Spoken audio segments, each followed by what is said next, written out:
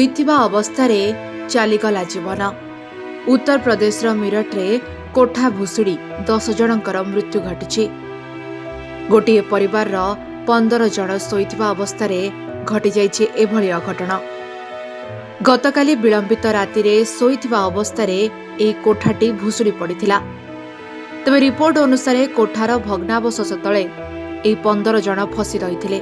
କିନ୍ତୁ ଖବର ପାଇ ଏନ୍ଡିଆର୍ଏଫ୍ ଓ ଏସ୍ଡିଆର୍ଏଫ୍ ଟିମ୍ ଯାଇ ଉଦ୍ଧାର କାର୍ଯ୍ୟରେ ନିୟୋଜିତ ରହିଥିଲେ ଏବଂ ସେଥିରୁ ବର୍ତ୍ତମାନ ସୁଦ୍ଧା 15 ଜଣଙ୍କୁ ଉଦ୍ଧାର କରାଯାଇସାରିଛି ଏବଂ ତାଙ୍କ ଭିତରୁ 10 ଜଣଙ୍କର ଅକାରଣରେ ମୃତ୍ୟୁ ହୋଇଯାଇଛି।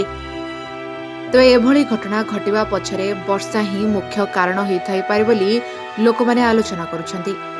ଆଉ ଗତକାଲି କୋଠା ଭୁଶୁଡ଼ିବା ସମୟରେ ମଧ୍ୟ ପ୍ରବଳ ଜୋରରେ ବର୍ଷା ହେଉଥିଲା। କିନ୍ତୁ ସେ ବର୍ଷା ସତ୍ତ୍ୱେ ଯୁଦ୍ଧକାଳୀନ ଭିତ୍ତିରେ ଉଦ୍ଧାର କାର୍ଯ୍ୟ ଆରମ୍ଭ କରିଥିଲେ ଏନ୍ଡିଆର୍ଏଫ୍ ଏବଂ ଏସ୍ଡିଆର୍ଏଫ୍ ଟିମ୍। ସେପଟେ ରାଜ୍ୟରେ ବନ୍ୟା ପରିସ୍ଥିତି ମଧ୍ୟ ଲାଗି ରହିଛି। ପ୍ରବଳ ବର୍ଷା ପରେ ବିଭିନ୍ନ ଅଞ୍ଚଳ ଜଳମଗ୍ନ ମଧ୍ୟ ହୋଇଯାଇଛି।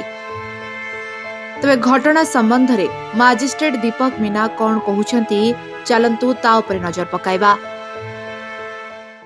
तो अभी सभी का बाकी की जो नियमानुसार कार्रवाई है पोस्टमार्टम की और बाकी फॉर्मेलिटीज की वो की जा रही है। उस एरिया को पूरा सील किया जा रहा है और जितना भी डेब्रिस है उसको पूरा निकाला जा रहा है। अभी तक ऑपरेशंस चल रहा है।